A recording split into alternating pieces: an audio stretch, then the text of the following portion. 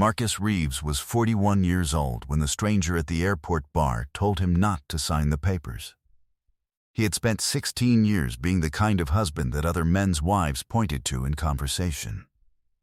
A licensed structural engineer who woke at 5:15 a.m. every weekday, packed his own lunch, and drove a 2014 Chevy Silverado with 148,000 miles on the odometer and a dent in the rear quarter panel from a concrete barrier he had clipped on Route 30 in a sleet storm.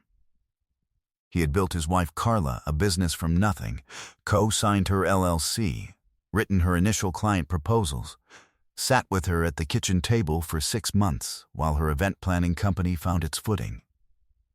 When it took off, he stepped back without being asked. He said, "Good." He meant it.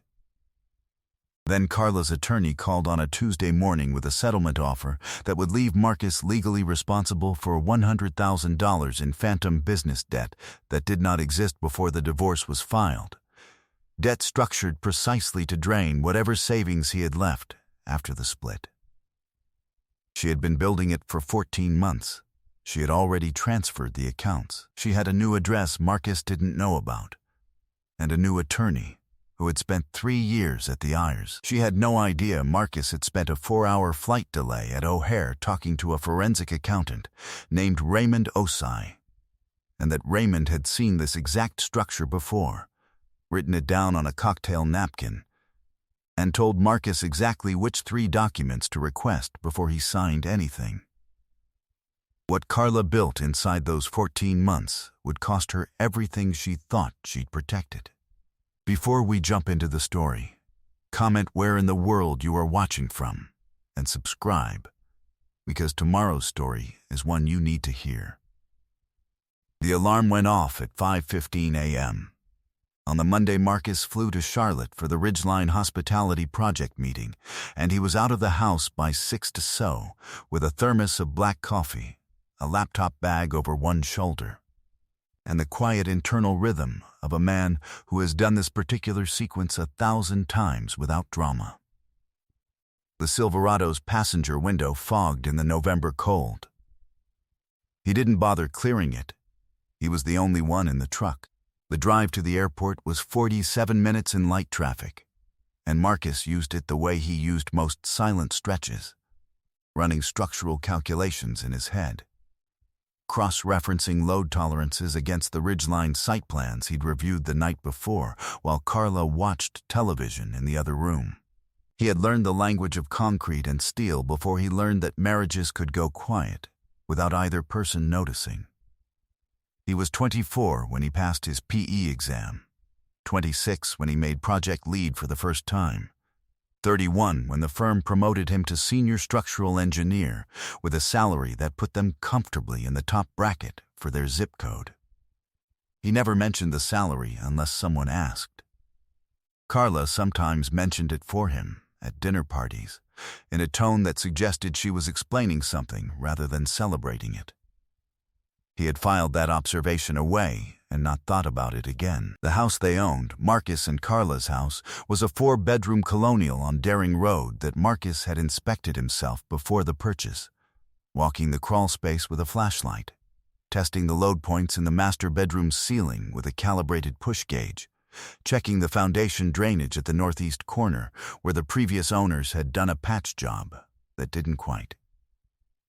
Read as legitimate. He had flagged 2 items, negotiated $14,000 off the asking price, and used the difference to fix the drainage properly himself over 2 weekends in the fall. Carla had called his mother to say Marcus was obsessive. He had laid the corrugated drain pipe himself and covered it clean, and gone inside and made dinner. He was that kind of man. Sunday mornings were his. Carla slept in. She had never been a morning person, and Marcus had never required her to be. He made eggs with whatever was in the refrigerator, bell peppers when they were fresh, or just onions and cheese, or sometimes nothing but salt and a hit of hot sauce, and he ate standing at the counter with the back door cracked so he could hear the neighborhood wake up. He had done this for 15 years, The crack in the back door let in the smell of someone's charcoal catching early in the summer, or the cold damp of November air settling over the yard, or occasionally the sound of the Whitfield kids 2 houses down playing in the driveway with their father James, who was Marcus's closest work friend and who had once borrowed Marcus's post-hole digger for a fence project and returned it 3 months later with a 6-pack of beer and a handwritten apology note, which was the exact kind of man James was. His daughter from his first marriage, Amara, who was 13 and lived primarily with her mother across town, came on alternate weekends. When Amara was there, Marcus made pancakes, which he was less competent at than eggs, but which Amara had declared, at age 7, his best dish. He had never corrected her. He made the pancakes badly and confidently, and she ate them with too much maple syrup, and they sat at the kitchen table on Saturday mornings, and she told him about school, and he listened in the way that he listened to everything, fully, without visible reaction, holding what she said and turning it over. Last month, she had brought him a science project, a structural analysis of different bridge types she had done for her 8th grade physics class. She had gotten the cable stay analysis wrong. He had not told her that. He had asked her questions about the load path and waited while she worked it out herself. When she got to the right answer, she had looked up at him and said, "Why didn't you just tell me?" And he had said, "Because you didn't need me to." She had looked at him for a moment with the particular look that 13-year-olds give adults who have said something that makes unexpected sense. Then she had gone back to her project. He had thought about that moment on the drive to the airport. He thought about it the way he thought about load paths, the way force travels through a structure, the way the right design distributes weight so that no single element is overwhelmed. He had tried to build like that as a father. He was not always certain he had succeeded. But he tried. The Ridgeline project was his largest active file, a 3-building hospitality complex outside Charlotte that had been in design phase for 7 months. His role was structural systems review and coordination with the MEP team, which meant he read other engineers' work for a living and found the things they missed. He was good at it in the way that people who are good at precise things are good at them. Quietly, completely, without requiring anyone to notice. The Ridgeline lead architect, a woman named Sonia Park, who had worked with Marcus twice before, had told him once over a site walk that he was the only structural engineer she had ever met who actually read the spec book. He had taken this as a straightforward compliment and moved on. He had flagged 3 issues in the Ridgeline structural package in the past 2 weeks. The first was a rebar continuity problem at the Building B foundation to slab joint that the structural engineer of record had missed because they had applied the wrong load table. Marcus had caught it in 40 minutes of review and written a 6-line RFI that made the problem precise and the correction obvious. The second was a conflict between the MEP routing plan and a load-bearing beam in Building C that no one had caught in coordination because the structural drawings and the MEP drawings were on different revision dates and no one had reconciled them. Marcus reconciled them. The third issue was a specification discrepancy in the anchor bolt pattern for the Building A curtain wall that would have created an installation problem 6 months from now on a scaffold in winter, which was where mistakes in conference rooms became expensive. He had written it up cleanly, routed it to the right people, and not mentioned it again after he sent the email. His job was to find the problem. Other people's jobs were to fix it. He trusted people to do their jobs when they were given the right information. He was good at giving the right information. At the airport, he checked his gate, bought a banana from the terminal kiosk, and settled into his seat at C-17 with his laptop open and his noise-canceling headphones around his neck rather than on his ears. He was reviewing a revised column schedule when the Ridgeline project manager texted, "Weather delay Charlotte. Meeting pushed to tomorrow. We'll put you up tonight at the Marriott." Marcus closed the laptop. He looked at the gate display. 2 hours minimum, maybe 4. He checked his watch. He texted Carla. She did not respond. He had been noticing that she was slower to respond for about 6 weeks. He had logged this observation the way he logged structural anomalies, filed, dated, not yet interpreted. He walked to the airport bar at Concourse C and ordered a coffee. The man 2 stools down was in his early 60s, heavyset, with reading glasses pushed up on his forehead and a yellow legal pad in front of him covered in handwriting Marcus recognized immediately as the shorthand of someone who thinks faster than they write. Numbers, column headers, margin notes with boxes drawn around them. Marcus watched him for a moment, the way an engineer watches another engineer work a problem, not intrusively, but with recognition. The man looked up. "You read financial documents?" he asked, as though they were already in the middle of a conversation. "Structural," Marcus said. "Engineering, close enough." The man slid the legal pad half an inch toward him. "Tell me what you see." Marcus looked at it. It was a business debt schedule, LLC liabilities, itemized by date, creditor, and instrument type.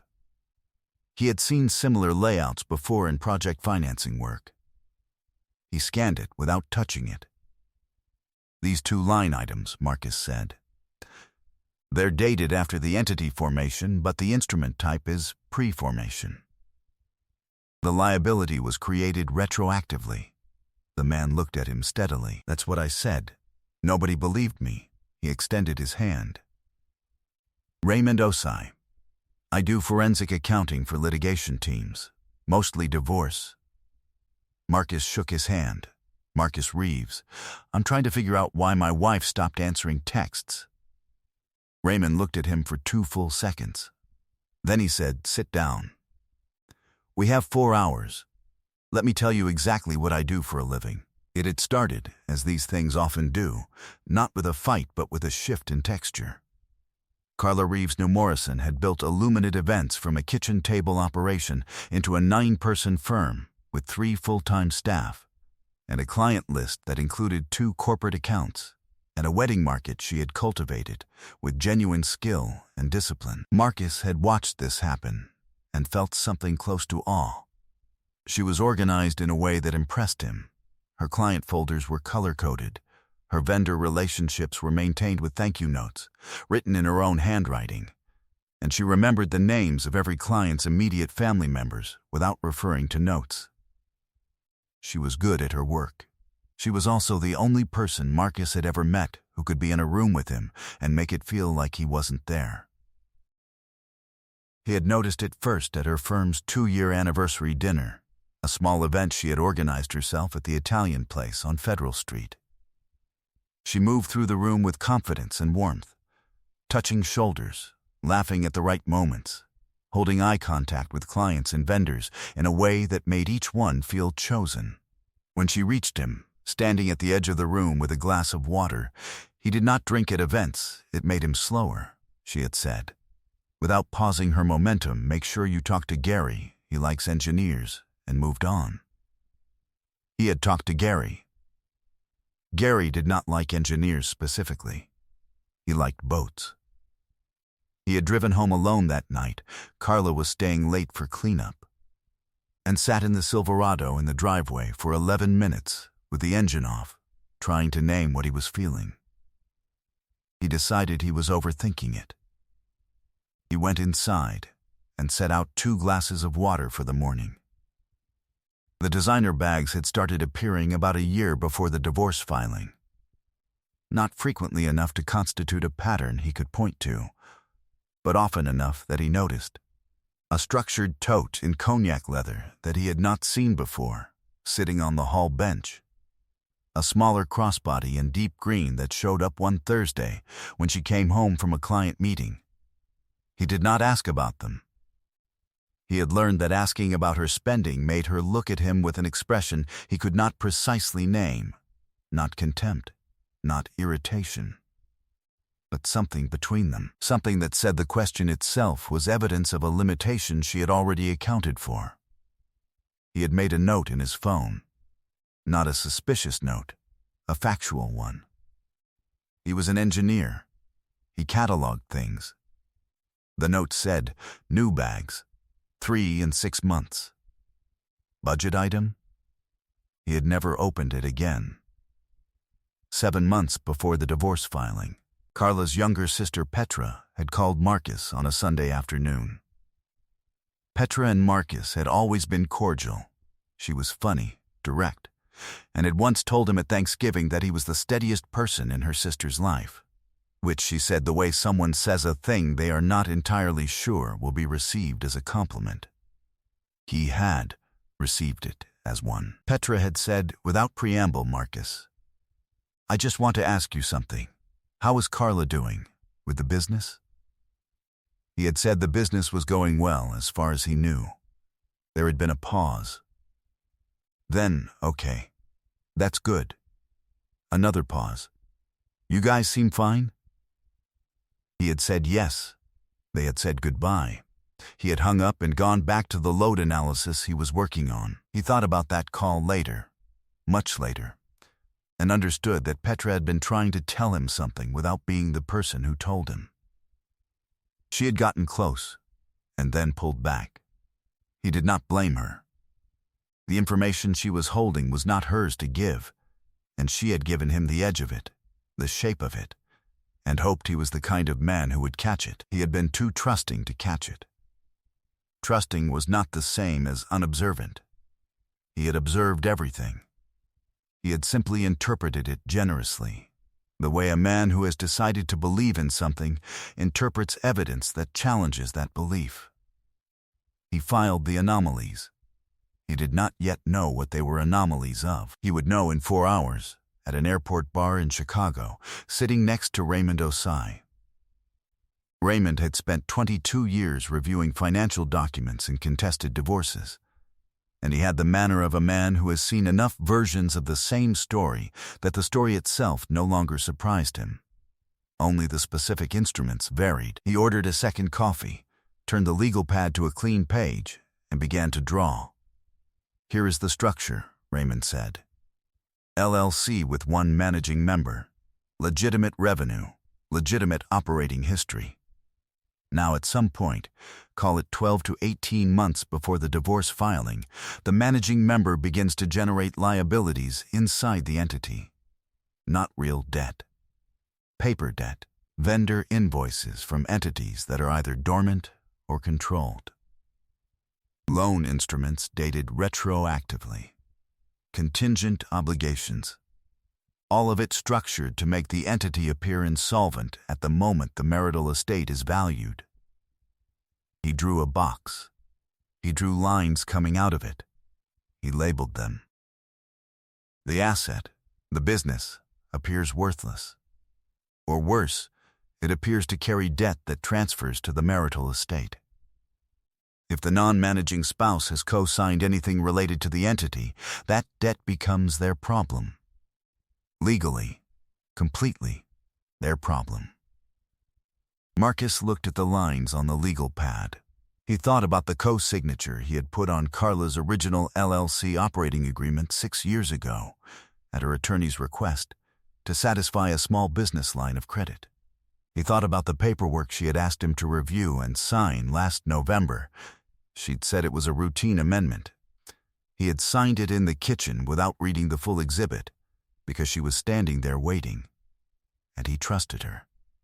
And he was also, he now admitted to himself, slightly distracted by a cantilever analysis he had been running in his head. He set down his coffee. What are the 3 documents? He said.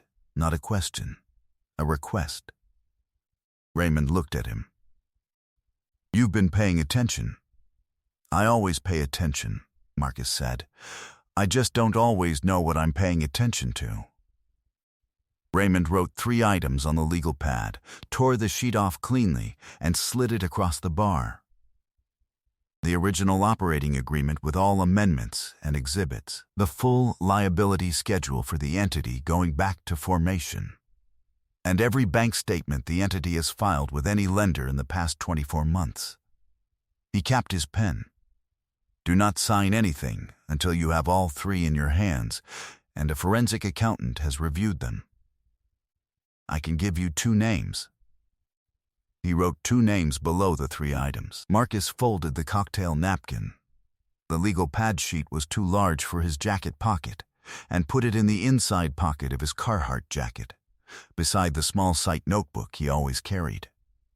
He thought about the November paperwork. He thought about Carla's attorney's call from Tuesday, the one where a voice that was professionally warm and functionally cold had explained the settlement offer in the particular cadence of someone who has made this offer before and found that most people in Marcus's position accept it.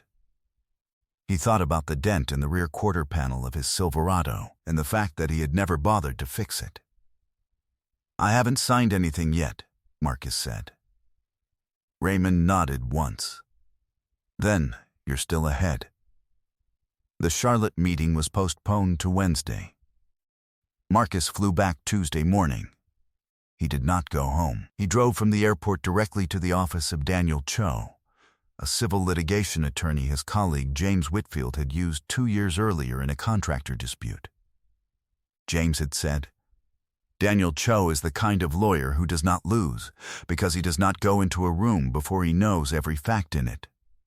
Marcus parked in the lot, went inside, and sat across from Daniel Cho and placed the folded legal pad sheet on the desk. Raymond Osai wrote these down, Marcus said. Daniel Cho picked up the sheet. He read it twice. He set it down. How long have you been married? 16 years. When did she file? 11 days ago. Have you signed anything? No. Good. Daniel Cho picked up his pen. Tell me about the November amendment. Marcus told him everything he could remember, which was, as he was beginning to understand, more than he had thought. He had not been inattentive. He had been attending to the wrong things. He described the amendment, the exhibit, the kitchen table, the fact that he had not read the full exhibit text.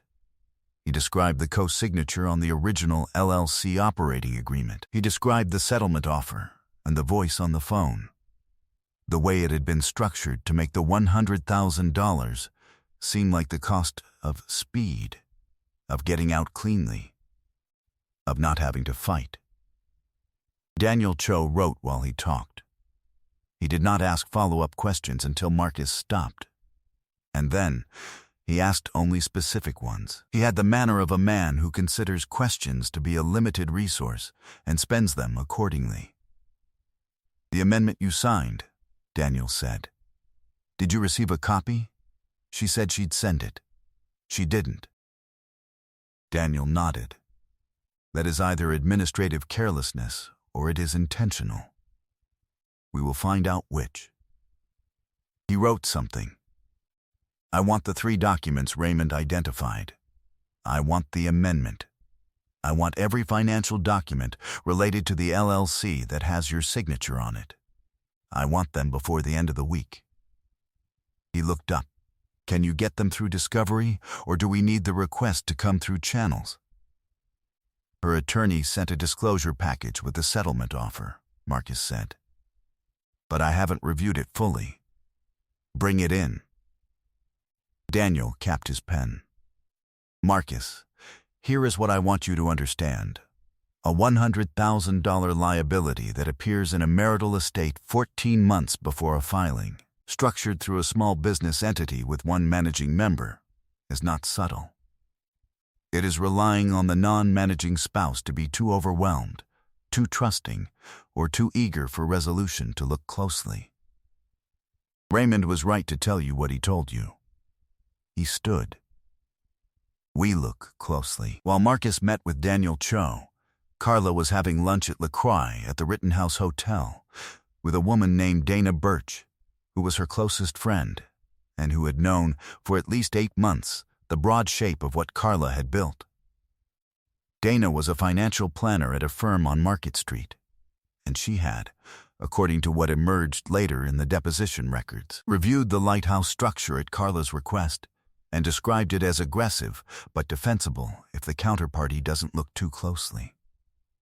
That phrase would appear in the deposition records verbatim, because Dana had put it in a text message, which Dana would come to understand was the most consequential thing she had ever done on a Tuesday afternoon at 3:17 p.m. At LaCroix, Carla ordered the salmon. She told Dana that the settlement conference was in 3 weeks and that Stephen Kroll expected resolution before the end of the month. She said Marcus had not responded to the settlement offer yet, which she attributed to him needing time to process, which she said with a smile that did not reach the level of warmth. She said the $100,000 was a fair price for how quickly everything would be resolved, and that Marcus was the kind of man who would eventually do the practical thing. She said the practical thing the way someone names a quality they have come to view as a limitation. Dana said, "Are you sure he won't look at it more carefully?" Carla said, "Marcus looks at buildings. He doesn't look at people." She was, in that moment, half right. Marcus looked at everything. He had been looking at buildings for 20 years, because buildings told him the truth about the people who built them. Whether they had cut corners, whether they had done the work correctly, whether what was presented on the outside matched what was holding it up. He had been looking at Carla for 16 years with the same eye, and he had, until Raymond, lacked the vocabulary to name what he was seeing. Now he had the vocabulary. Now he was looking. Marcus drove home that evening. Carla was out. He stood in the kitchen for a moment, looking at the table where she had placed the November amendment in front of him, the same table where 7 years ago he had sat with her until 2 a.m., working through her first corporate client proposal, going line by line, making her pitch tighter and cleaner. He had been proud of her that night in a way that had nothing to do with himself. He went to his home office. He pulled up every financial document he had access to through his shared account credentials, which Carla had not yet changed, which was either oversight or confidence. He saved everything methodically to an encrypted external drive he kept in his desk drawer. The drive was from a project 3 years ago. He had bought 3 of them in a box and still had one unused. He formatted it. He began copying files. The transfers were there in the bank statements. Not dramatic, deliberate. Small amounts routed through an operating account to a vendor account that Marcus did not recognize. The vendor name was Lighthouse Commercial LLC. He ran a quick business registry search on his laptop. Lighthouse Commercial LLC had been registered 16 months ago, 13 months before the divorce filing. The registered agent was a name Marcus did not know. The registered address was a suite at a commercial mail facility in Wilmington, Delaware. He sat still for a moment. His hands did not shake. He was an engineer. He found things and marked them. He photographed everything with his phone, the registration document, the vendor line items, the transfer amounts, the dates. He forwarded everything to his email. He sent a separate copy to Daniel Cho with a note, Lighthouse Commercial LLC. 16 months old. Wilmington, D.E. See attached. Then he called his older brother Isaac. Isaac picked up on the second ring. He always picked up on the second ring. Marcus. A pause. You sound like you're about to tell me something bad. It's already done being bad, Marcus said.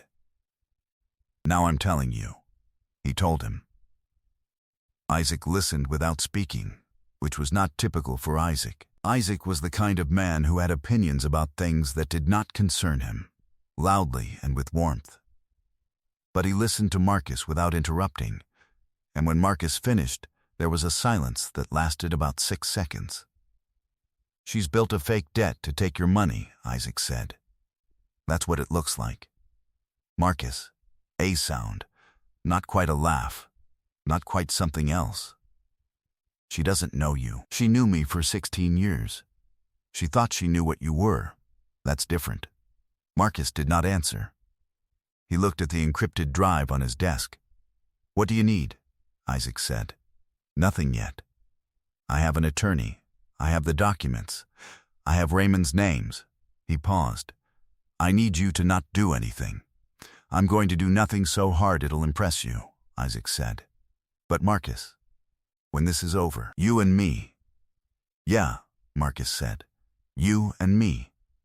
He did not ask what that meant. He already knew. It meant breakfast at the diner on Walnut Street that Isaac had been going to since 1987, where the coffee was bad and the eggs were good and nobody talked about anything that mattered until everything that mattered had already been handled. The forensic accountant Daniel brought in was a woman named Sylvia Park, no relation to Sonia, Marcus confirmed, who had spent 8 years at the Securities and Exchange Commission before moving into private forensic work. She wore her hair short and her reading glasses on a chain, and she reviewed the Illuminate Events LLC liability schedule with the focused expression of someone completing a task they have seen completed incompletely too many times. "Lighthouse Commercial," she said, without looking up. "Tell me what Marcus found." Daniel told her. She made notes. She did not look surprised. "The November amendment," she said. "The exhibit Marcus signed without reading it." "Do we have it?" "We requested it through formal discovery," Daniel said. "Her attorney produced it yesterday. She picked up the exhibit. She read it. She held it for a moment. "This is a personal guarantee," she said. "It is disguised as a vendor coordination addendum, but it contains personal guarantee language in paragraph 7. She set it down and looked at Marcus. "You guaranteed $100,000 of Lighthouse Commercial's receivables. That's what you signed." Marcus looked at the document. Paragraph 7 was 11 lines long. The first 8 lines were boilerplate about vendor coordination. Lines 9 through 11 were something else. "She put it in the middle," he said. "They always do." Sylvia picked up her pen. "The good news is that Lighthouse Commercial LLC does not appear to have any legitimate business operations. 16 months of existence, no verifiable clients, no employees, a registered agent who is also the registered agent for 847 other entities in the Wilmington facility." She looked at Daniel. "This is fabricated debt. Can we prove it?" Marcus said. "Give me 10 days and a subpoena for the Lighthouse account records." She looked back at her notes. The transfers from Illuminate to Lighthouse, $100,000 over 14 months, were made from a business operating account. If Lighthouse received those funds, and the funds are traceable to a personal account controlled by your wife, that is wire fraud. She said it the way a doctor names a diagnosis, clean, specific, without drama. It is also the basis for the elimination of the debt claim in the divorce proceeding, and possibly for a separate civil action. Marcus nodded once. He thought about Raymond at the airport bar, the legal pad, the 2 names on the bottom of the sheet. He thought about the 4 hours at O'Hare that he had almost spent in a gate chair with his headphones on. He thought about the word almost. Over the next 10 days, Sylvia Park built the case from the ground up. She requested the Lighthouse Commercial bank records through a civil subpoena that Daniel had prepared and filed the same morning she asked for it. She cross-referenced the transfer schedule from Illuminate's operating account against Lighthouse's deposit records. She found, on the second pass, something that even Raymond's framework had not anticipated. Lighthouse had not merely received the $100,000 in transfers. It had sent back $31,000 of it, in 2 tranches, to a personal account in Carla's name that was different from the Citizens Bank account Marcus had already identified. It was a second account, opened at a credit union in Delaware, in a branch city that had no other connection to Carla's life. She was layering, Sylvia said, with the flat effect of a woman reporting the weather. Transfers in, partial returns to a separate personal account. Classic structure for obscuring the origin of funds that need to look like legitimate business revenue. She made a note. This is the part that the U.S. Attorney's Office is going to be interested in. Marcus had not said anything for a moment. He had thought about the November amendment again, the paragraph 7 that was disguised inside 11 lines of vendor coordination language. He thought about the care with which it had been drafted, the specificity of it, the deliberation. Someone had written that paragraph knowing exactly what it needed to do and how to hide what it was doing. That required either a very good attorney or a very motivated client who had spent considerable time researching how these instruments worked. He did not know which. He suspected both. He had thought about Carla at the kitchen table, the amendment waiting for his signature, her face composed and slightly impatient in the way that it always was when she was waiting for him to finish something she considered routine. He had thought about the gap between what she knew in that moment and what she believed he knew. She had sat across from him and watched him sign a personal guarantee for $100,000 of fabricated debt. She had said it was routine. She had believed completely that he would never look at it again. He had not looked at it in the kitchen. He had looked at it with a forensic accountant and a civil litigation attorney and a woman who had spent 8 years at the SEC. And what they had found in paragraph 7 was not routine. Daniel filed the asset freeze request on the Delaware Credit Union account 4 days before the settlement conference. The credit union froze the account within 48 hours. The $31,000 in layered funds was locked. When Stephen Kroll arrived at the Hartwell building on that Thursday morning with his leather briefcase and his ears baring, he did not know about the Delaware account. He had known about Citizens Bank in Bryn Mawr. He had not known there was a second account, or that it had been frozen, or that Sylvia Park's annotated forensic report named the layering structure by its specific legal definition. He had not known because Carla had not told him about the Delaware account. She had not told him because she had not believed anyone would find it. Marcus nodded once. He thought about Raymond at the airport bar, the legal pad, the 2 names on the bottom of the sheet. He thought about the 4 hours at O'Hare that he had almost spent in a gate chair with his headphones on. He thought about the word almost. Carla's attorney, a man named Stephen Kroll, who had spent 3 years at the Ears and moved into matrimonial law and brought the Ears manor with him, arrived at the settlement conference on the 11th floor of the Hartwell building at 9:00 a.m. on a Thursday in February, precisely on time. He had a leather briefcase and the bearing of a man who had sat at more of these tables than the person across from him, which was usually true, and was, Marcus would note later, what had made him careless. Marcus arrived at 8:47. He had stopped at the coffee cart in the lobby and bought a black coffee in a paper cup because the building coffee was poor, and he had learned not to rely on building coffee at important meetings. He sat up at the table with Daniel. He arranged the documents in front of him in the specific order they would be needed. He adjusted his tie in the elevator on the way up, not from vanity, but because it was the kind of small, physical act of preparation that settled him before any meeting that required precision. Carla arrived with Stephen Kroll at 9:03. She wore a dark gray blazer over a white blouse.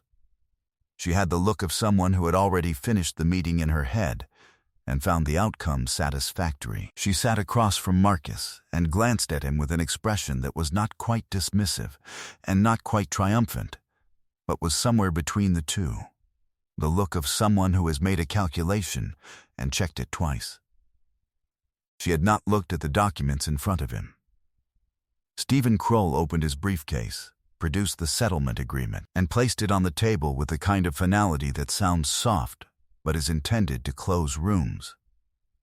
"Mr. Reeves," he said, "I think we've both reviewed the terms and I believe today we can reach."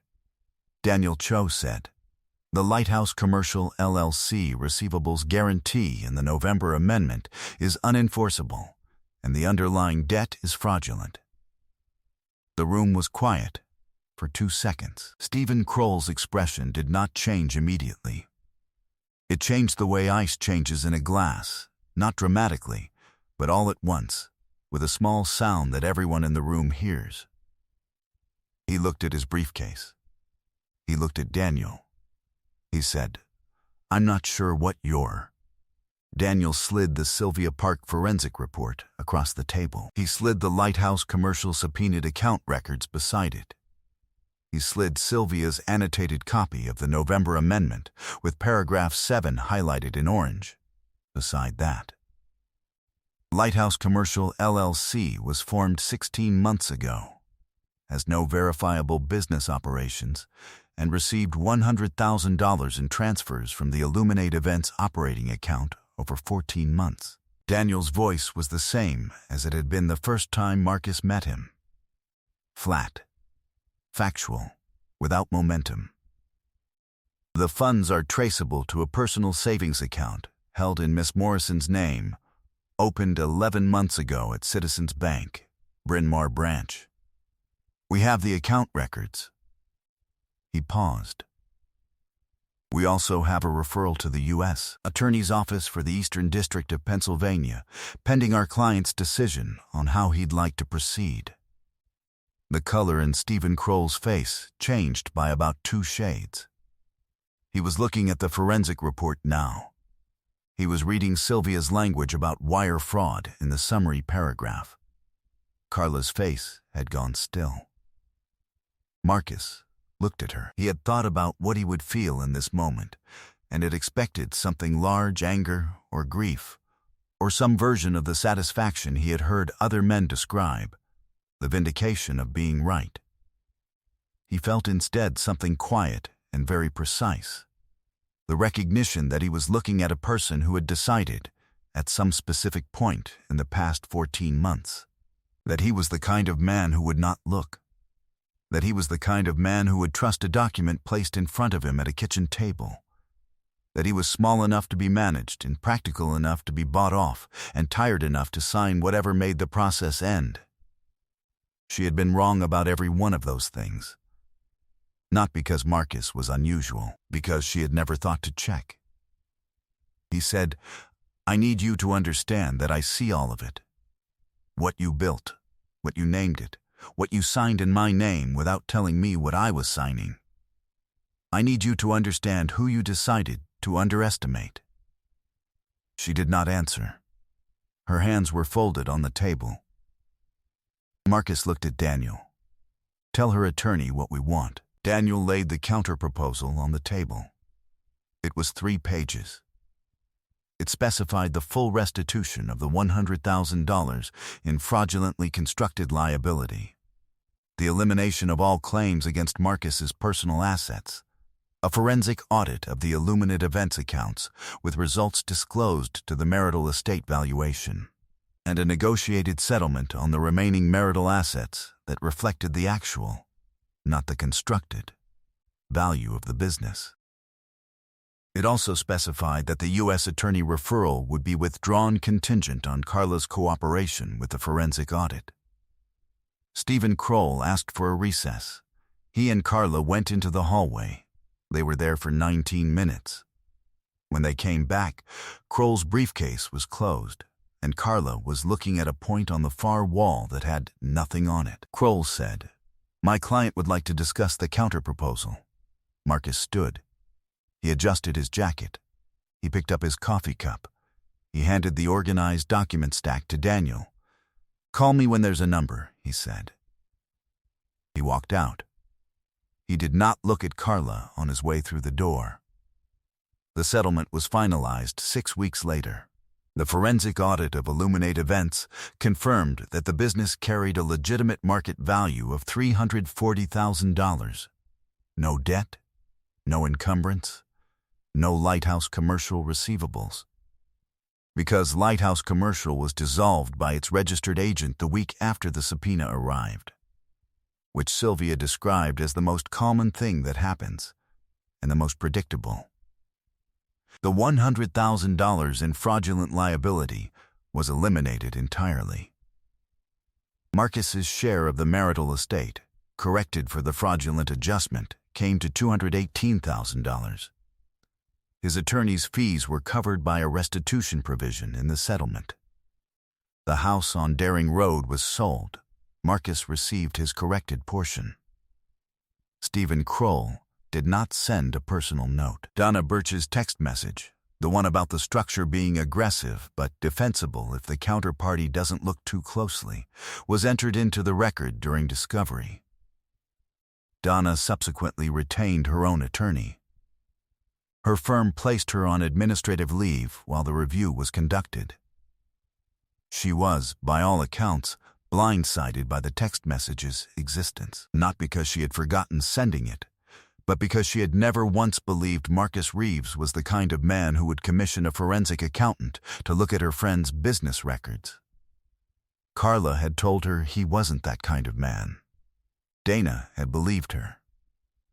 The U.S. attorney referral was not withdrawn. Marcus was never told the final disposition of the federal review.